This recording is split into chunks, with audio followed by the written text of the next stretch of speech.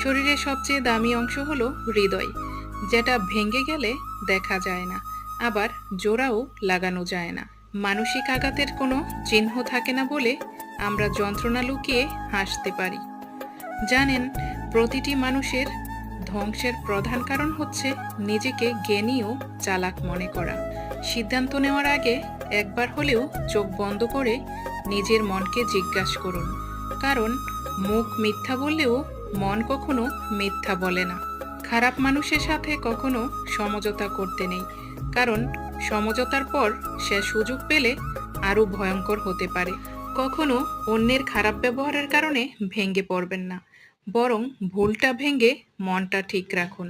এই ভেবে যে যারা আজ আপনার মন ভেঙে দিয়েছে, দুদিন পর তাদের মন ভেঙে দিয়ে যাবে অন্য একজন।